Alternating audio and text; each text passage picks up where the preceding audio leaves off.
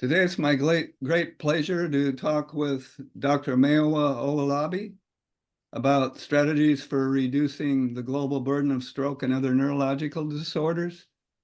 Mayowa, he's Dean of the Faculty of Clinical Sciences and Director of the Center for Genomic and Precision Medicine at the University of Ibadan in Nigeria.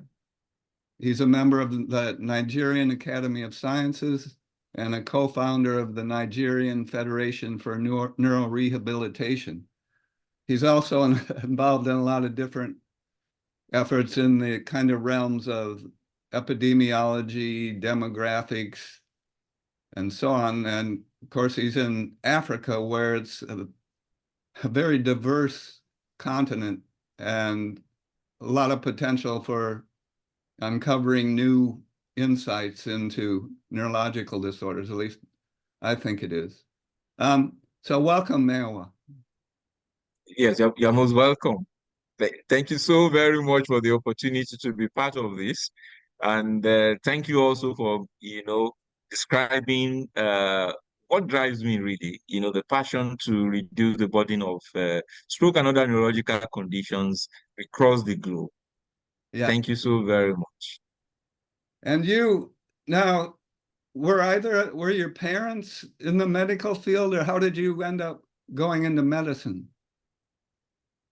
Yeah, thank you very much. It's a very funny story, but just before then, let me just quickly mention that I was immediate past dean of the Faculty of Clinical Sciences. Uh, you know, uh, Now, medicine, initially, the first thing that I really loved, my first love was actually science. That's the truth.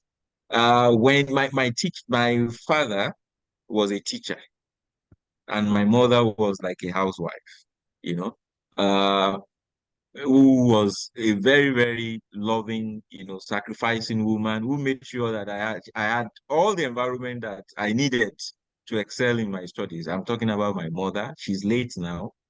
She would give anything to make sure that I had everything that I needed to succeed in my studies.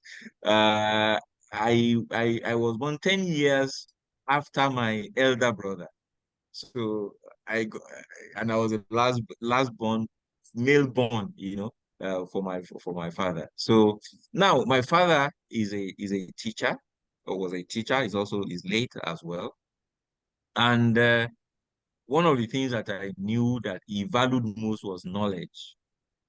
So we used to have a lot of books. He has a library, so to speak. Reader's Digest, encyclopedia, all of those things. So I was a bookworm. I was called a bookworm by everybody when I was growing up, my siblings, everybody.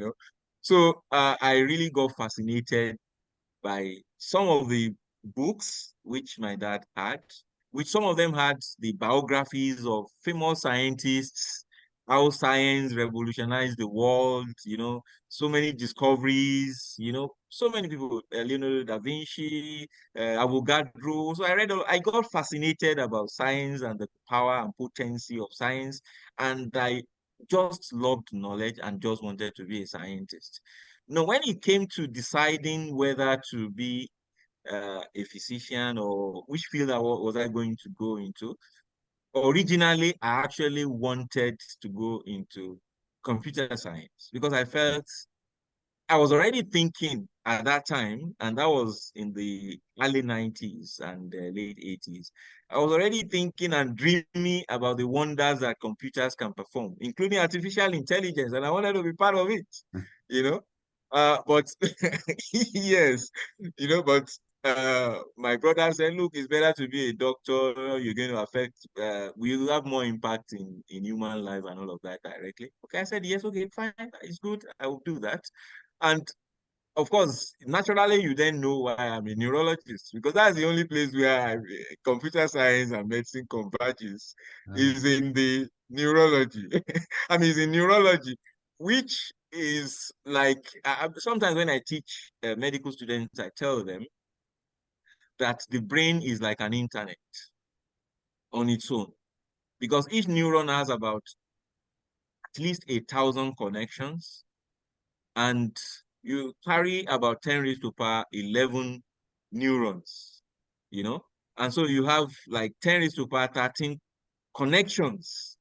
Yeah. And so it's like you're carrying the internet to be able to function as a human being.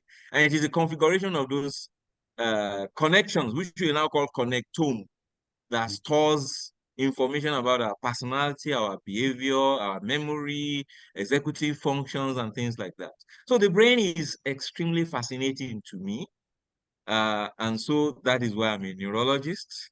And it also unifies my passion for science, my passion for computer science, with my passion for saving human lives, prolonging lives, and making people live better. And you you went to medical school in Berlin, is that right? Yes, but of course, my medical school was initially in Nigeria. Ah, So I mean, yeah, but my first degree was in Nigeria.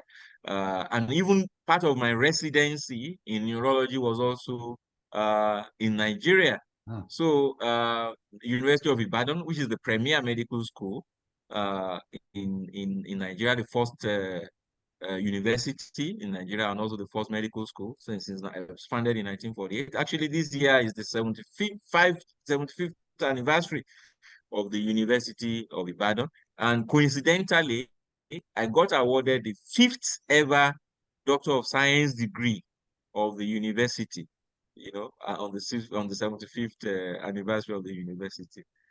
So University of Ibadan, yeah, laid the foundation for my medical education, including my earlier tutelage in neurology. But then through the DAD scholarship, I then went to Germany and did my doctorate in three universities, Free University, Humboldt University, and Charité I see. University in neuro rehabilitation. I see. I see. Okay. Good. And so one of your main interests is stroke, but you're also interested in other neurological disorders. Let's start out with stroke. You had a nice review article in 2021 in Nature Reviews Neurology on stroke in Africa. And Yes. can you talk first a little bit about the demographics and then epidemiology of stroke? Africa, it's highly varied from, South Africa up to, the upper ones. Yeah. Uh, so can Yeah. you just kind of give a general sense to listeners about the issue of stroke? And it's like Nigeria is, much of it is now urbanized, Yeah. and that's kind of happening in other places. But on the other hand, there's other places where it's more rural. Go Yeah. ahead. Yeah. Absolutely. So Africa, I will start by saying that is the continent of the future, if not the continents of now. And the reason is that the demographics in terms of age structure, unlike the inverted pyramids that we're already seeing playing out in Europe, in the Americas, what you have is a population pyramid with a very wide base. And the mean age of the African population is about 18, 19 years. Wow. Even though life expectancy is also not that fantastic in many African countries, it's about 50 something years, it keeps improving. So you can see that Africa is the youngest continent, even though uh, anthropologically we can say Africa is the oldest continent and the cradle of mankind and the cradle of civilization. But in terms of age structure, is the youngest continent. It has 54 countries and different regions: North Africa, Central Africa, East Africa, Southern Africa. A population of about 1.4 billion people. Now, in terms of stroke, the burden of stroke, maybe let me just give a very little background about hypertension in Africa. 1 out of every 2 adults in Africa, about 46% of the adult population in Africa, those who are older than 25 years, are hypertensive. Hmm. And that's using the 140/90 cutoff. And the alarming thing is that only 7% of these people are diagnosed on treatment are controlled. The vast majority, 93%, are not controlled. So little wonder that when you combine these with other emerging risk factors like dyslipidemia, which is the second strongest risk factor for stroke, in terms of population attributable risks. When you combine it with that, diabetes mellitus, obesity, sedentary lifestyle, and urbanization, and dietary lifestyle that is now tending towards westernized diets, a lot of salts, fast food and all of that, then you will not be surprised that Africa is perhaps the stroke capital of the world, with an incidence of as high as 316 per 100,000 population per year, which, when you look at that, gives the frequency of occurrence of stroke of about 6 episodes every minute. 6 Africans develop a stroke every minute. And every minute, 1 Nigerian develop a stroke. And that's because Nigeria is the largest African country with a population of, that is tending towards 250 million, almost 1 out of every 5 or 6 Africans is a Nigerian. So stroke is a huge body. Now, the interesting part of that is that even though stroke appears to be more seen in urban regions, it's also a huge burden, even in rural regions. And in fact, when you just oppose this with epidemiological data from India, rural India has a very, very high burden of stroke. So it's not surprising that that is happening even in Africa. Now, when you talk about gold standard studies for stroke burden, I can say that the strongest one so far recently was the one done in Tanzania, High district, as well as Dar es Salaam district in Tanzania. That was in 2006, thereabouts. We are doing another one right now, funded by NIH. It's called the ARISE study. We're trying to move away from the traditional door-to-door survey to see whether we can use mobile health technology to make it easier, cheaper, and more efficient, to count strokes and document stroke. So that's still ongoing. So at the end of that, we should be able to give reliable data, valid data about this prevalence and incidence of stroke on the continent of Africa. So, but the burden is really very high. And one of the initial studies of stroke incidence was actually done in Ibadan, and that was by the late Benjamin Oshuntokun, who was also in my University of Ibadan, one of the pioneer neurologists there. And that was as far back as 1970s. That was when that was done, but we have a new one. Then in the Siren study, we're also able to characterize the topmost risk factors for stroke, and that's published in Lancet Global Health, the dominant risk factors for stroke on the African continent. So thank you very much. So the high incidence of stroke, both in rural and urban areas, that suggests some genetic component. There's some genetic factors contributing to this increase? Absolutely. Absolutely. We believe that there are genetic factors that predispose people of African ancestry to stroke. Because even in the United States, in the REGAL study, which looked at the interplay of race and geography on stroke, it was found that for the same level of blood pressure, African Americans were 3 times more likely to develop stroke. So it means that there is some genetic factors. There are some genetic factors that that are behind this, that underpins this. And in the Siren study, SIV's genomic study, actually we've also been looking at this, particularly for ischemic stroke. We've conducted the first genome-wide association study looking for the genetic risk of ischemic stroke. And we found some microRNAs, some intergenic RNAs, that might be responsible. This is likely to be published very soon. The paper just got accepted I think just last week in Genome Medicine. So it's going to be published very soon. And with a lot of functional annotations and functional implications. And of course, follow-on studies to unravel the transcriptomics and other omics to help us understand some of these genetic underpinnings of stroke in the African continent. But you know, one thing has been left behind, and that is the genetics of hemorrhagic stroke. Hemorrhagic stroke is 4 times more likely to occur in Africa than in other places. It constitutes about 33% of all strokes on the African continent, 33 to 40%, whereas it's only 10% or less in the US. So it's 4 times more likely to happen in Africa. And we are planning planning to apply for a grant to get this some work funded to explore the genetics of hemorrhagic stroke in people of African ancestry due And to its high heritability. Yeah. and then, but my understanding is, so stroke seems to be kind of fairly unique. For example, the incidence of cardiovascular disease and diabetes in the rural areas is less. Is that correct? Yes, less.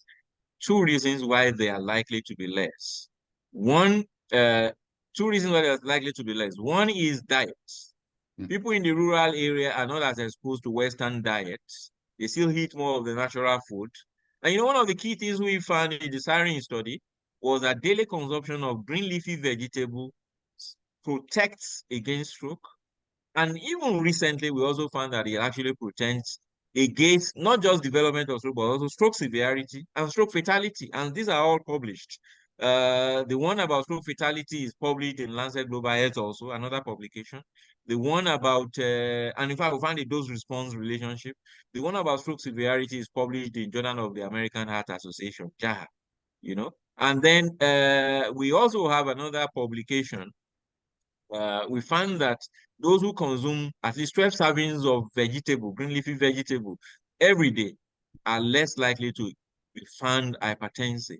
So those in the rural areas are more likely to, consume more green leafy vegetable, perhaps less of diet that has too much salt, too much red meat, and they are probably likely to be more active in terms of walking on the farm and things like that. So that may have some relatively protective effect than in the urban setting. So there's some genetic factor that somehow makes the blood vessels in the brain more vulnerable to hypertension than blood vessels, say, in the heart, because the people in the rural areas that have relatively low coronary, heart attack, right? But still, does that make sense? Okay, so basically, I would say that there are genetic factors that predispose to atherosclerosis in people of Black ancestry, people of African ancestry.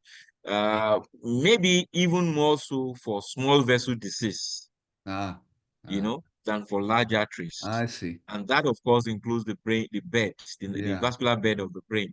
Another thing we found in a candidate gene study was that apolipoprotein 1, APOL1, was a risk factor for small vessel disease in people of African ancestry. We were the first to discover that, and it was later validated by in the COMPASS study by the Regards Group and some other people from the US. So apolipoprotein 1. So small vessel disease, there may be genetic predisposition for that to occur in the vascular bed of the brain, than in other places. Now, another thing is that stroke is more common. At least that's what we observe in the hospital setting. Stroke is more common than coronary artery disease generally in Africa, whether in the urban setting or in the rural setting. We find that stroke is more common than coronary artery disease. And you mentioned apolipoprotein 1. What about ApoE4, which is a risk factor for dementia? Is that yes? Yeah. Yeah. So ApoE4, we didn't really observe any relationship between that and stroke, but ApoE4 relationship has been observed between that and dementia. Yeah. But that relationship is modified by race and also by diet. Okay. Now, in your review article in Nature Reviews Neurology on stroke, you essentially list or propose what's kind of a working way to think of that. How do you reduce the burden of these diseases? So you have the four pillars of the stroke quadrangle. Yeah, Can you talk about that, those four pillars, absolutely. and how you're, for each one of those pillars, you're trying to use them to reduce the burden of stroke and other neurological disorders too. Absolutely, absolutely. So the idea of the stroke quadrangle came to my mind, came to the fore, actually as far back as 2011, when I was invited to write an article on the burden of stroke in Africa, taming the burden of stroke in Africa. So, and I thought about it that, look, if we really want to reduce the burden of stroke, it's not just about staying in the hospital and taking care of acute care, of acute cases of stroke, because we will probably just be dealing with the tip of the iceberg. Because apart from the fact that it's very expensive to deal with acute stroke, and not many people are going to recover fully, only a very few lucky ones will recover fully, meaning they will still need rehabilitation to continue to recover and function optimally, which is the rehabilitation pillar. But the best bet might actually be to even prevent, particularly in a place like Africa. Prevention is by far better than cure, not only in the sense that the individual do not suffer disability, a lifelong challenge with functional restrictions and the participation restrictions and things like that, apart from catastrophic spending, and not being fully able to optimize or attain to their full potential in life as they would have loved to if they lose functions like speech, like mobility, and all of that. And that prevention will just be a very, very important pillar. But for us to really deal with prevention, you need surveillance, pillar, which helps you to understand the burden and the drivers of that burden, which you can target for prevention. And so I came up with these four pillars of the stroke quadrangle: surveillance pillar, surveillance and research, which helps you with the data that you need to even plan for prevention, plan for acute care, and plan for rehabilitation, and monitor the impact of your interventions at population and individual level. And then the prevention pillar, which is from primordial to primary prevention to secondary prevention in those who already have stroke. Primordial prevention is very important because if you really deal with lifestyle, political, legal, ethical, and anthropological factors, as well as socioeconomic factors, including urbanization, demographic factors, or some of those that we have discussed today, lifestyle factors, you're able to mitigate the burden of hypertension, dyslipidemia, and of course diabetes mellitus, and so on and so forth. You're able to deal with cigarette smoking. You're able to deal with alcohol consumption and many of those factors, obesity, and therefore you're able to reduce the burden of stroke. So prevention is very key. Acute care services, meaning recognizing stroke very quickly, taking that stroke patient to the right place on time, will reduce neuronal loss, reduce fatality, reduce complications, and improve the chances of survival and recovery, and of course rehabilitation. And I'm actually speaking from the first Center for Neurorehabilitation in East, West, and Central Africa, which is meant to say that people who have had stroke and other neurological conditions, they can still live a good life, they can still recover, and it's not like they've been sentenced to death and they can no longer function in society. No, they can still contribute to society. They can still function optimally. We can still give them hope. We can add not only years to their life, but life to their years and meaning to their life.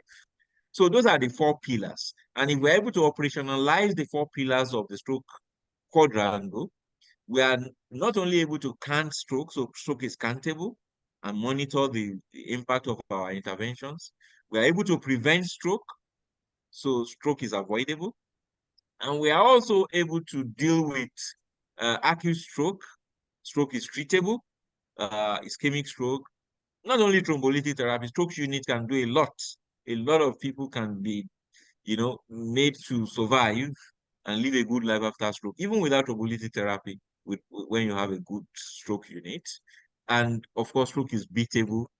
People can recover and regain not only their lives, but their livelihood, and restore meaning to life through rehabilitation. So those are the four pillars, which if operationalized, we can actually reduce the DALYs, we can reduce the fatalities, we can reduce the incidence, we can reduce the prevalence of stroke, not only in Africa, but elsewhere. And that was why, and also these four pillars of the quadrangle can be applied to all other neurological conditions. And that's why we came up with the concept of the neurological quadrangle.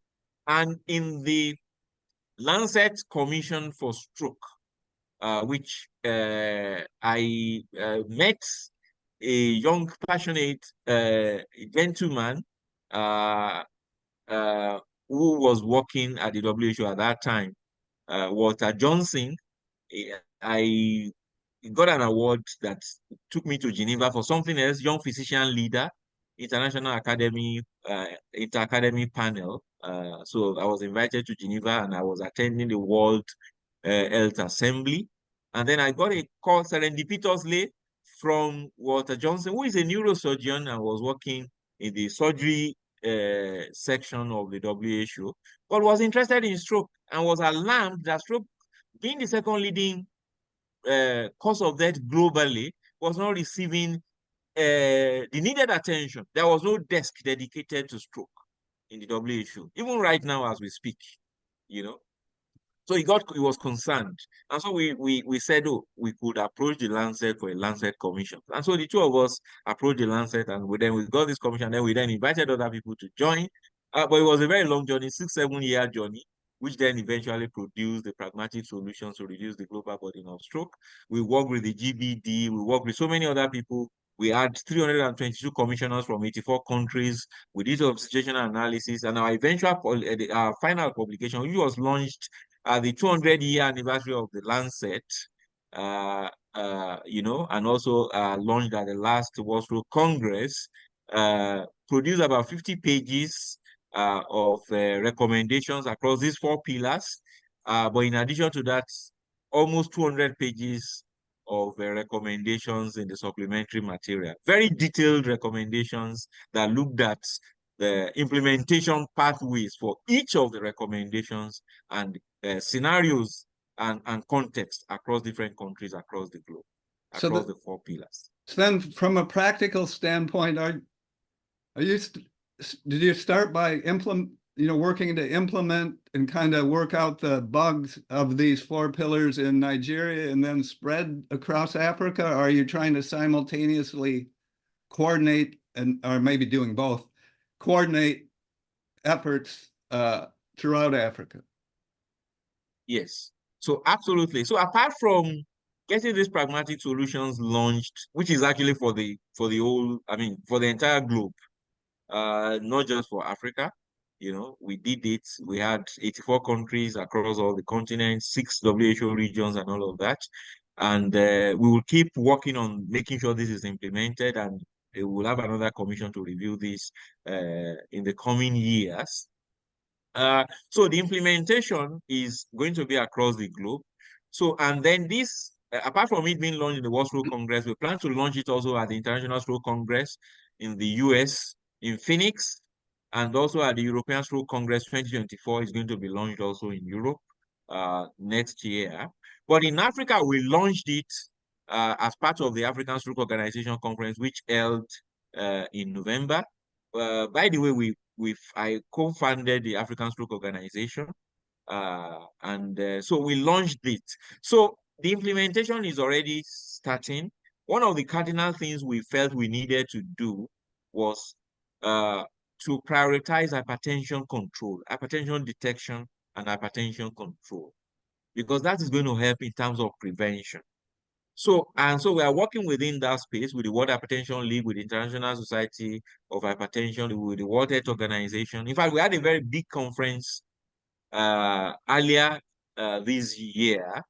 I think that was in July, which was attended by in person by the Honorable Minister of Health for Ghana, was part of the conference, and we had a communique, 12-point communique to help improve hypertension detection and control across Africa. So we believe that will go a very long way in terms of the prevention pillar.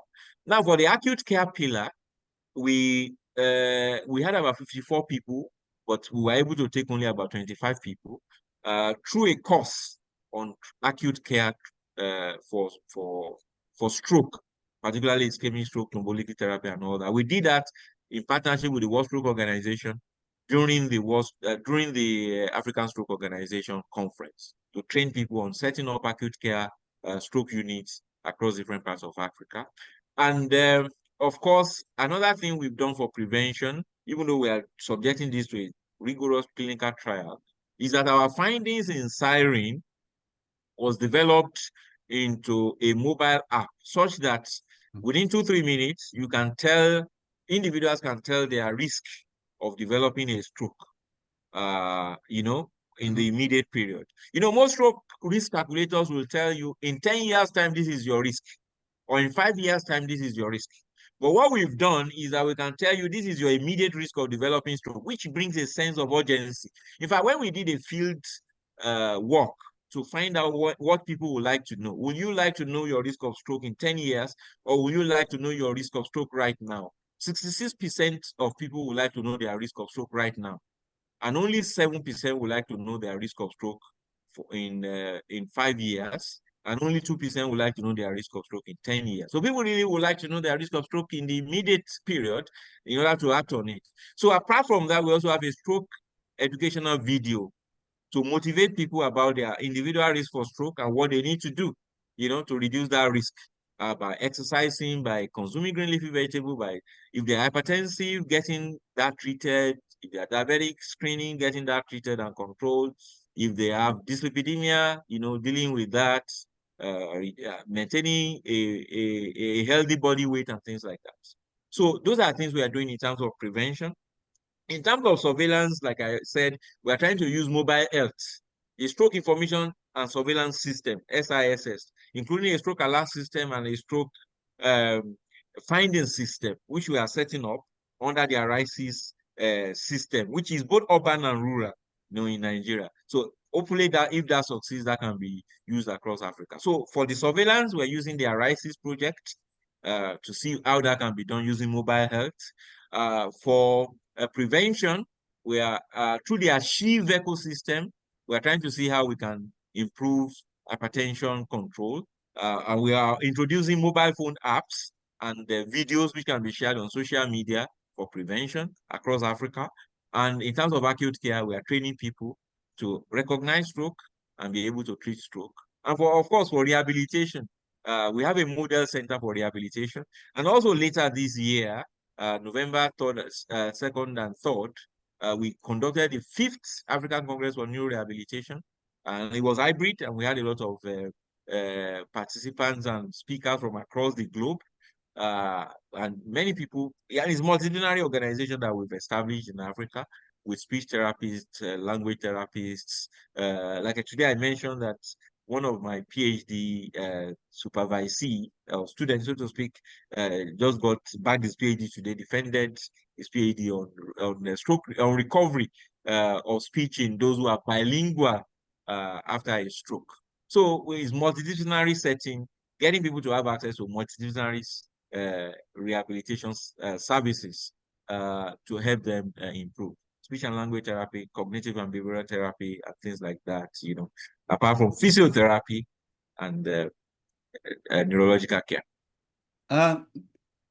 What is there a role for government policy? In the United States, as you know, smoking used to be much more prevalent than it is now, and the government made this big effort. They cracked down on the tobacco industry, and so smoking has gone down. But with some of the diet and lifestyle factors that increase risk for stroke, heart disease, like obesity, type 2 diabetes, there's no policy. So what our country is making the health of people throughout the world worse, right? Because what happened with smoking, so the tobacco industry started selling their tobacco to Asia, maybe Africa, probably too. Yes, you're absolutely right.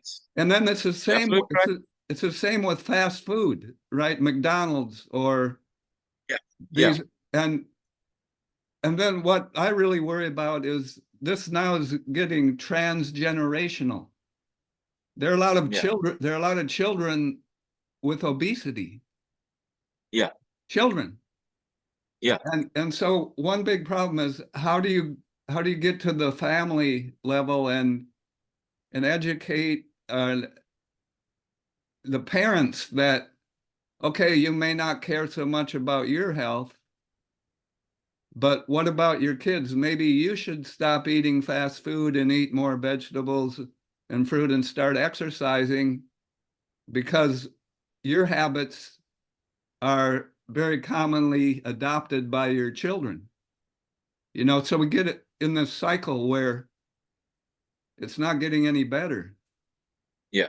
You're absolutely right. You've nailed it, basically. You know, I did a review article, I did an editorial, so to speak, for European Journal of Neurology on Norway. You know, Norway Ah, they have a brain health policy, and they've been able to reduce the triple burden of dementia, stroke, and heart disease by government policy. And that's why government policy is really very important. Of course, we know government is going to work along with other stakeholders. So we talk about policy makers, we talk about patients, we talk about physicians, we talk about providers, that's other providers. We talk about the general populace, and we talk about implementation partners. So the 6 Ps.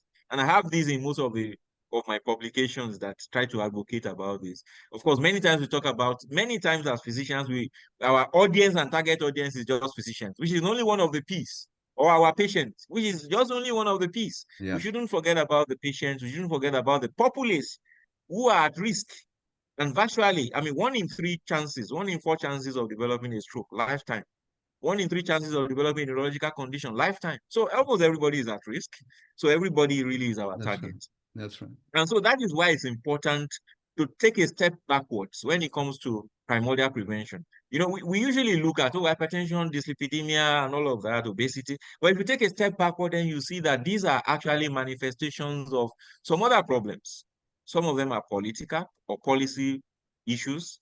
Some of them are maybe legal issues, like you just mentioned tobacco, alcohol, Yeah. Some of them maybe ethical, maybe anthropological, maybe social, economic, Yeah. and commercial. And so I coined this acronym, PLEASE acronym: political, legal, ethical, anthropological, which is cultural, because in some cultures, fast food may be something that, like in Africa, you won't believe it, that fast food is like a status symbol, for the Uh, rich, you know,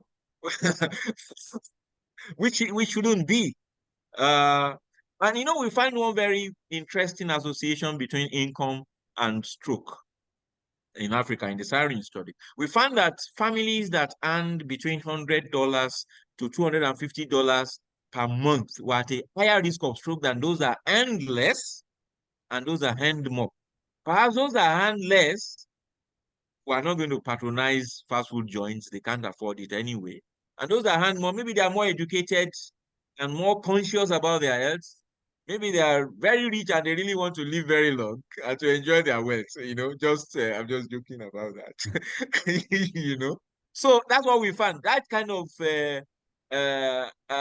shall we say, an N-shaped relationship between income and risk of stroke, whereby those who hang between that band were the higher risk. So there are commercial determinants of cardiovascular diseases. So much so that earlier this year, the Lancet came up with a series of articles on commercial determinants of health, and actually made a categorical statement that 1/3 of all global deaths are due to commercial determinants of health. And these are 3 or 4 industries that account for that: air pollution, which is from the fuel industry, then the food industry, and of course the tobacco and alcohol industry. and So well, they are, you mentioned air pollution, but the fossil fuel industry too. yeah, which is Absolutely. responsible for a lot of the air pollution and the CO2. Yeah. What, maybe we should talk a little bit about that. You know, the climate crisis. They just had this, it's silly, right? In Africa, in the country, oil producing country, they had this COP 28, Yeah. right? And Yeah.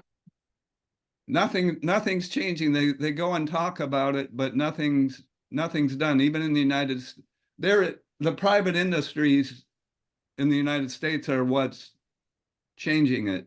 There are a lot of people putting up solar panels and so on and so on. But Yeah. there's some evidence that's coming out now that pollution may contribute to some cases of dementia, age-related dementia. Yeah. Uh, Yeah. yeah. Yeah. Absolutely. Not only dementia, even stroke. Air pollution is one of the risk factors for stroke. And interestingly, the place where the highest prevalence of stroke has been reported in Africa, to the best of my knowledge, is actually the Niger Delta region of Nigeria. 1416, 1,416 per 100,000 population, chances of having a stroke is in the Niger Delta region of Nigeria, where there is gas flaring, air pollution, So, and perhaps even water pollution from the oil industry. So, air pollution, gas flaring, those are things that need to be dealt with. I think a low-hanging fruit is actually gas flaring, because the gas can be converted to use for cooking, even for generating power, rather than gas flaring. That's a low-hanging fruit that can reduce air pollution. But air pollution from fossil fuel, absolutely. That's one of the risk factors for vascular inflammation, for stroke, and for dementia. Okay. So you mentioned early on the demographics that Africa is the youngest continent, right? And stroke, dementia, Parkinson's disease, aging is generally the major risk factor. So I imagine that there's a urban-rural difference in the age. In other words, people are probably living longer in the urban areas, so people are living older. Is that right or not? Not exactly. Oh, Because people in the rural settings too are also living longer, because at least in terms of cardiovascular diseases, they are less likely, to be exposed to the risk factors for cardiovascular disease. In fact, recently, I was in South Africa and I learned that there were some unacculturated people, so to speak, yeah. who still walk barefooted and all of that. And none of them is hypertensive, And in fact, when I was doing my MD thesis, I compared stroke patients in Berlin with stroke patients in Ibadan, Nigeria, Berlin, Germany, stroke patients in Berlin. And at that time, dyslipidemia the prevalence of dyslipidemia was really very, very low, less than 10%. But that's not the case any longer. Nearly 60% of stroke patients have dyslipidemia now. So things have really changed over time, both in the rural setting as well as the urban setting for Africa. So coming back to the question about the other neurological conditions beyond stroke. Of course, stroke in the young, we have a lot of people with stroke in young age, at a young age in Africa. And one of the main drivers for that is hypertension. And in fact, young Africans, hemorrhagic stroke is much more common in young Africans. 52% of stroke in young Africans who are younger than 50 years, 52% is hemorrhagic stroke. And most of this is due to hypertension. So stroke still occurs, even though we know age is the strongest non-modifiable risk factor for stroke. Yes, but hypertension, uncontrolled hypertension, is very common in the young. in Africa nowadays, middle-aged young people, and so stroke is still a huge burden. Now, as for dementia, as life expectancy improves, as for Parkinson's disease, as life expectancy improves, the burden also continues to increase for both dementia as well as Parkinson's disease. And vascular risk factors are also risk factors, as we know, for dementia. And for Parkinson's disease, many things have been attributed, like pesticides, herbicides, heavy metal, air pollution, and so on and so forth. Is there a lot of pesticide use in Africa? Yes, Yeah. yes. I think some of the farmers use this. Of the farmers use And do you this. know if they're using the like paraquat and some of the ones that are linked to the Parkinson's? Yes, I think some of those are still being used, even though I think over time that may change, but I think some of those are still being used. Now, what about access to healthcare and medicines? I mean, hypertension is something that there's very effective drugs to keep blood pressure down. Yeah. So that's a major challenge, which is why I mentioned that 93% of people who are hypertensive are either not diagnosed at all, or they are diagnosed on treatment, not controlled, or in fact, they are not on treatment at all. And so the reason why this happens is, first of all, many people are not very familiar, with the fact that they are supposed to check for their blood pressure. I mean, to check their blood pressure and know whether they're hypertensive. They always believe maybe, oh, somebody else may have hypertension, but not me, So they don't check. And because hypertension, I don't know, maybe because of genetic predisposition, tends to occur even at a younger age in Africa. So it's important for people, even at a younger age. Like I said, those who are 25 years and above, 46% are likely to be hypertensive. So it's important to make sure that primary healthcare centers are able to check people, check their blood pressure, even when they come for other reasons, when they have other clinic visits, but even ordinarily speaking, in social gatherings, in different settings, whenever there is the opportunity, blood pressure should be measured. Now, and when hypertension is diagnosed, that's just the starting point. It has to be treated. Now, there are issues about cost of treatment and all of that. But if the medications are subsidized, the pharmaceutical companies are likely to even make more money because of the population and the demand, the large demand, which is in millions and millions of people. On the African continent, certainly hundreds of millions of people are hypertensive. Between 250 to 300 million people are hypertensive, or even more. So the pharmaceutical companies have a very large market. So even if they don't sell at a very high cost, they can still make a lot of profit. The other thing is educating people that hypertension is not like malaria, whereby when you treat it for 3 days and your blood pressure is normal, then you are fine. No, you have to take the treatment for life. So that's something we need to educate people about. We look forward to the time when synthetic biology may be able to develop a cure. And that's why I'm into genomics as well. May be able to develop a cure, meaning that you give a shot of a drug, maybe one of these new RNA drug that modify RNA, synthetic biologics, that works through CRISPR technology and all of that. Which if you give an injection, it may work for like 6 months, but maybe hopefully over time, maybe it's one injection in a year or one injection in a lifetime. That actually, because it's something that can be done, because we know the factors, both the paracrine and endocrine factors that control blood pressure. We know them.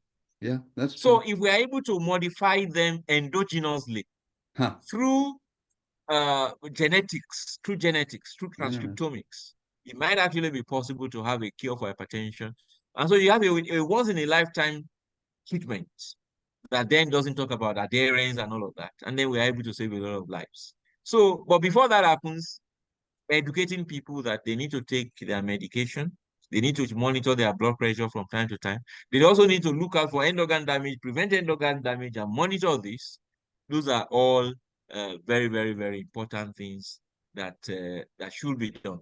And So they need to get exercise and maybe even intermittent fasting.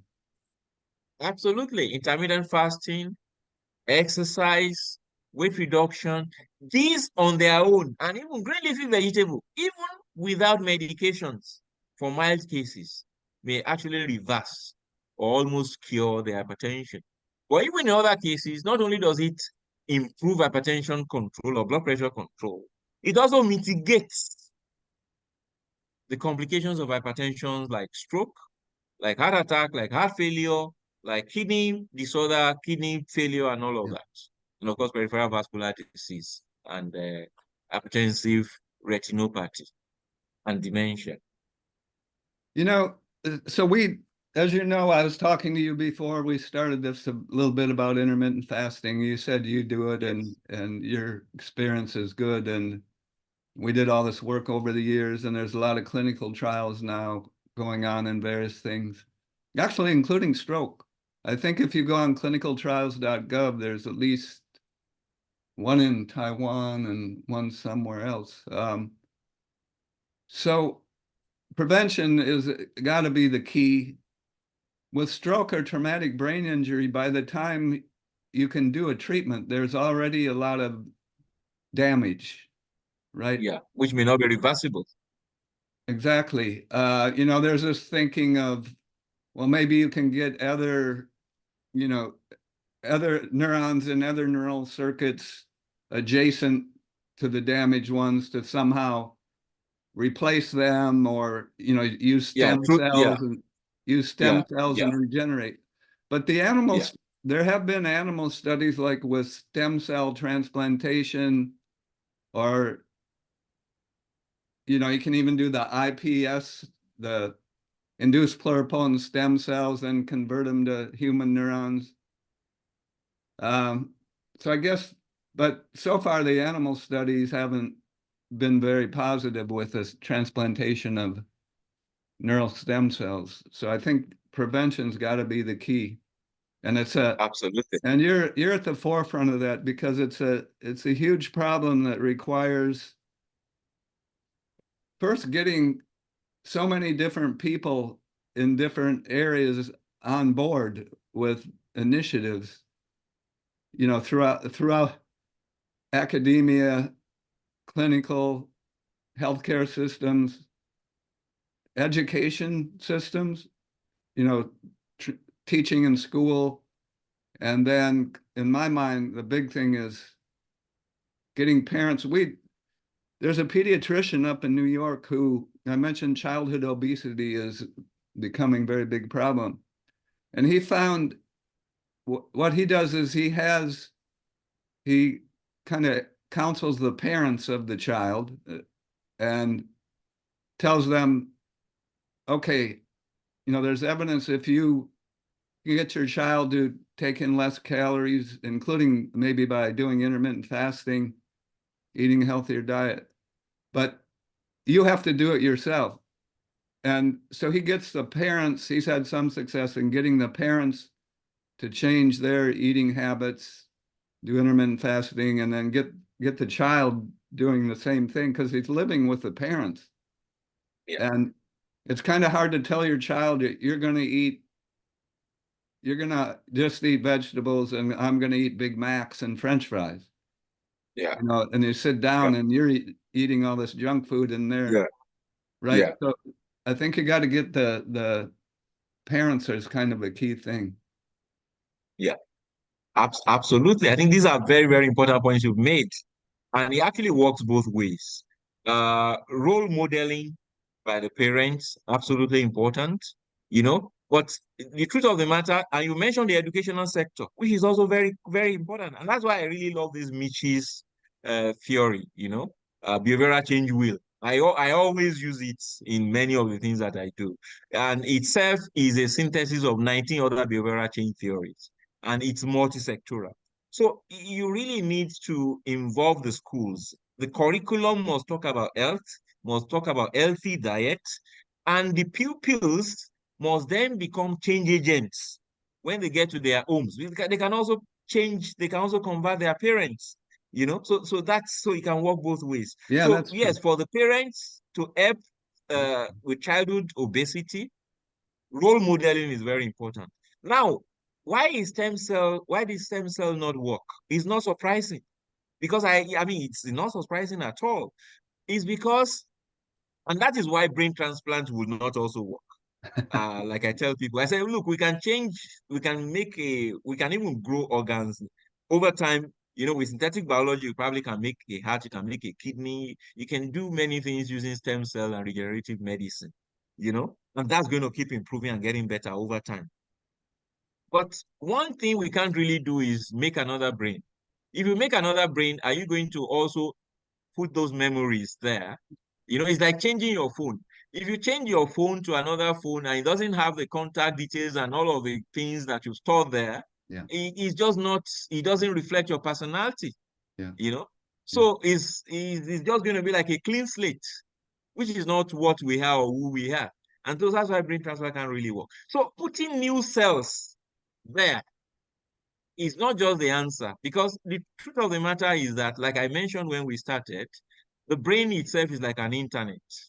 And the personality, the memory, the behavior, our executive functions, they are all stored in the configurations of the neurons, the neuronal networks, their configurations.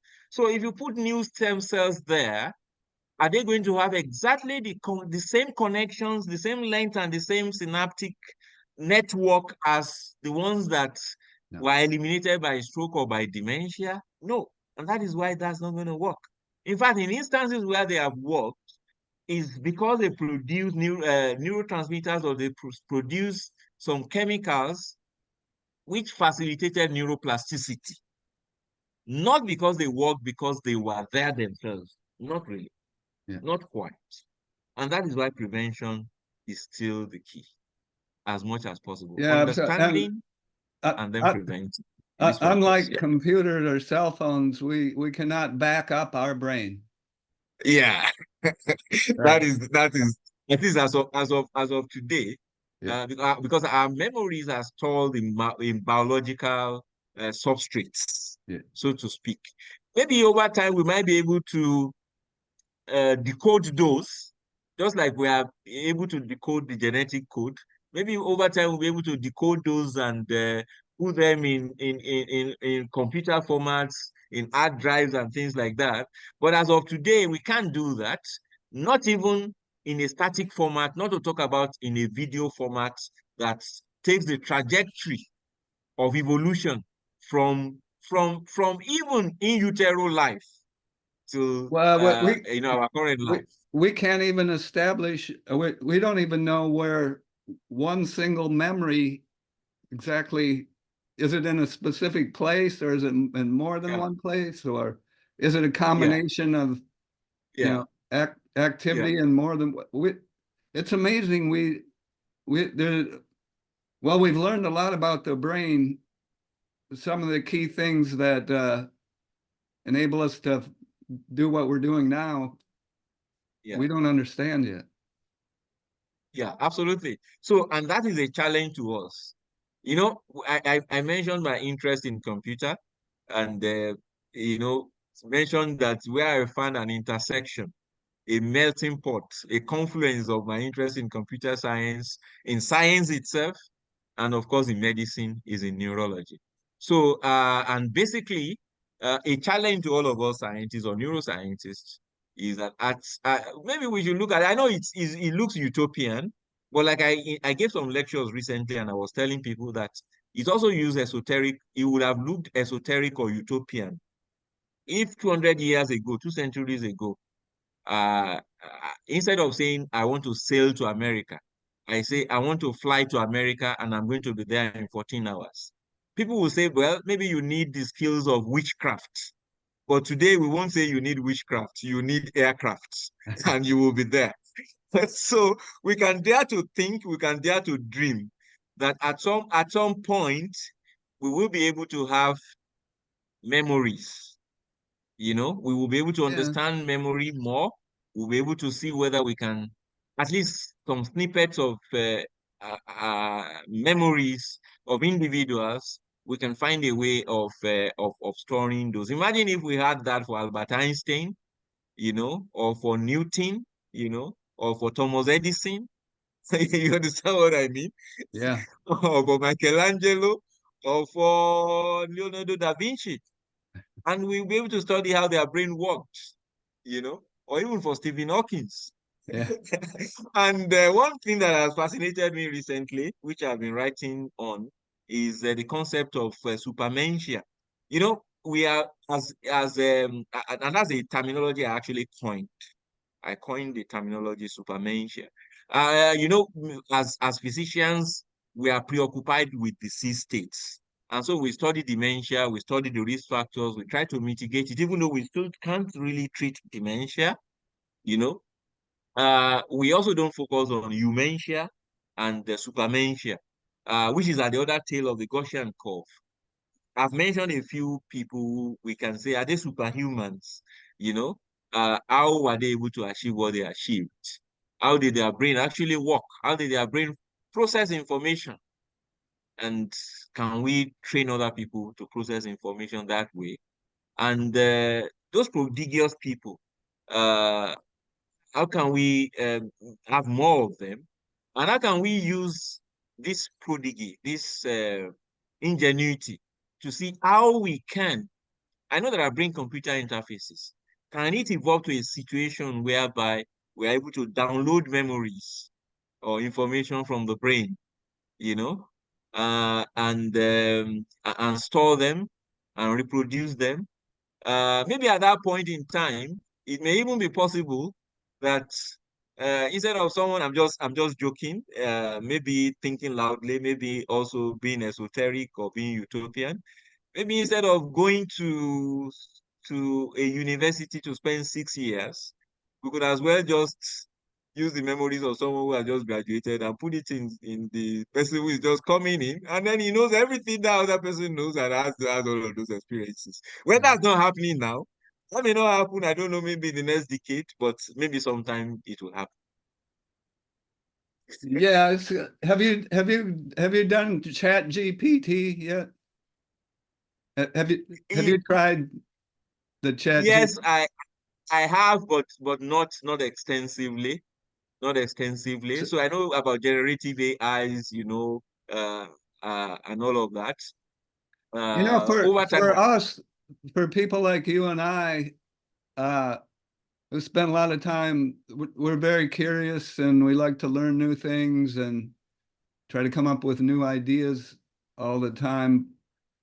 But so if AI develops so that a lot of jobs that are now people do that computers can do without people, then we're going to need most people to be doing like science type things, or it seems like to me.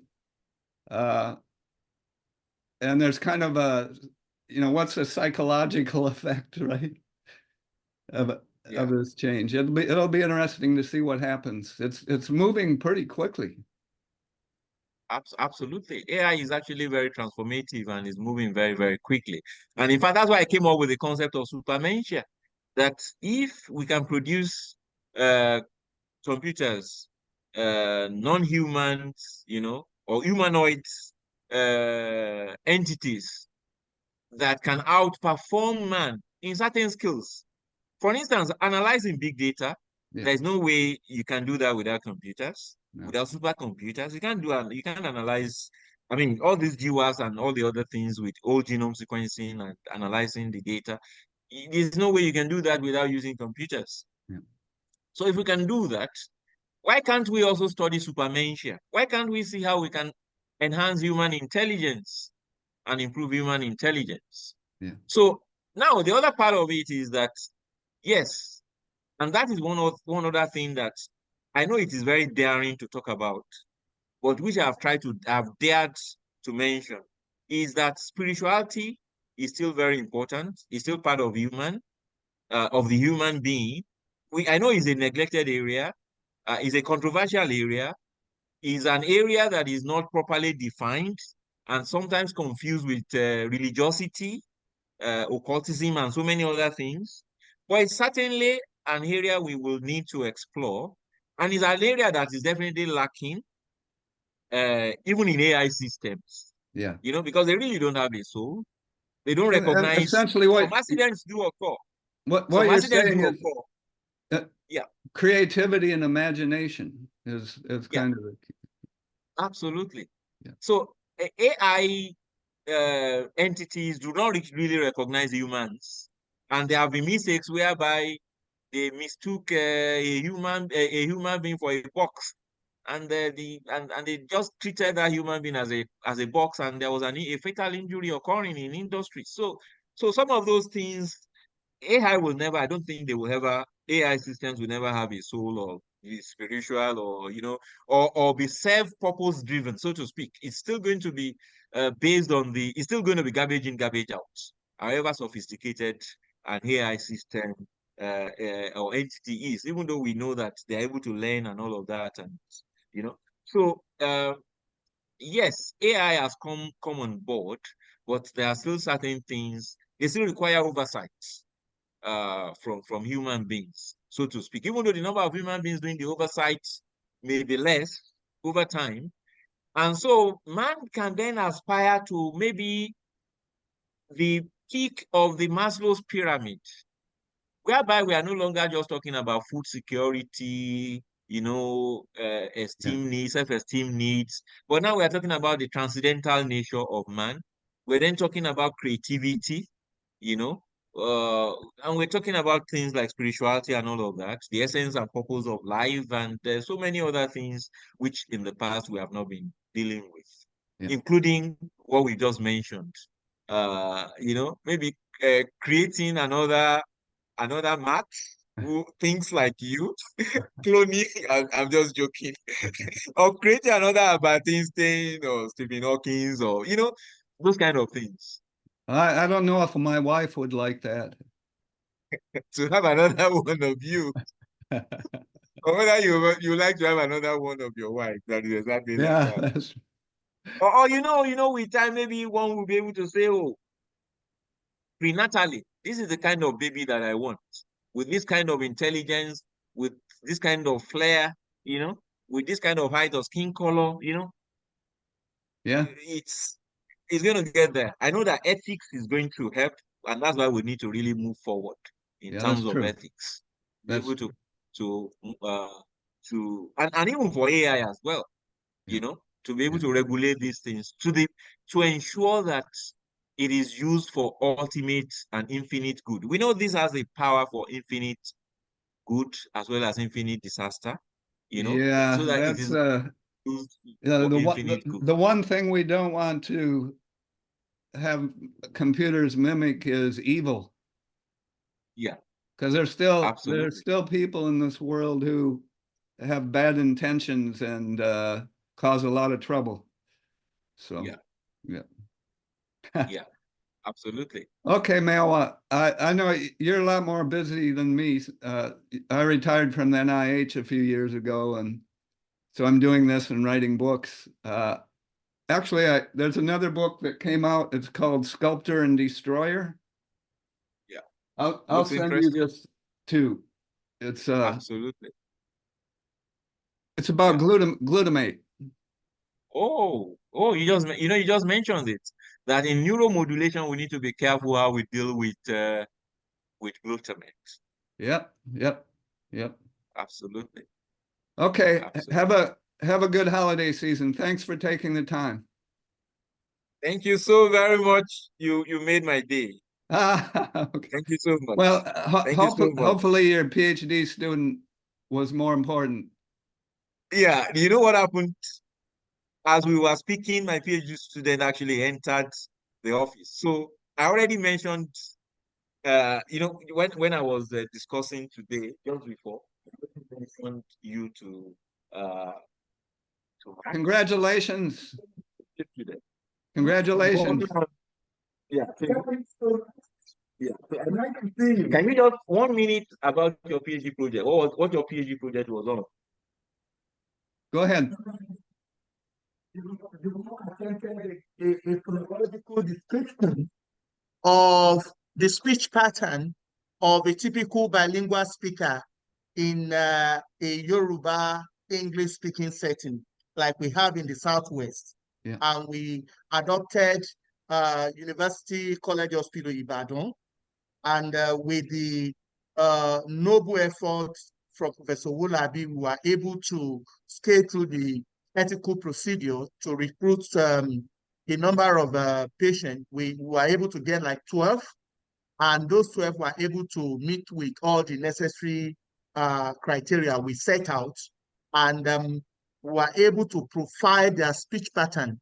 And so we came up with a lot of interesting patterns, like we were able to do a phonological analysis, giving us about 3 to 16 processes in all. So we're able to categorize all of that based on the different appearance, patterns, and symptoms that came up in their speech pattern. And so we're able to make some generalization about them, which can be useful in clinical trial, and at least to assist those who are really in that kind of condition.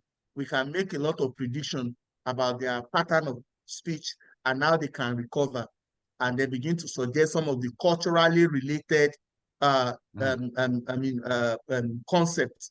We call it ecologically valid approach to assisting those who are having speech deficits and who have stroke. And it's really going to add a lot of value to neuro rehabilitation. So I have 2 questions. Excellent. The first Okay, is, sir. did your inclusion and exclusion criteria make it so that you were only working with people who had damage to brain regions known to be involved in language? Or that's for his first question. Absolutely. Absolutely. The patients that were recruited have their MRI and some brain scan that actually certify their true condition before we can categorize them as Broca's aphasic, because we are dealing with non-fluent aphasia. And so we are able to follow the necessary medical procedure for their recruitment. Yeah.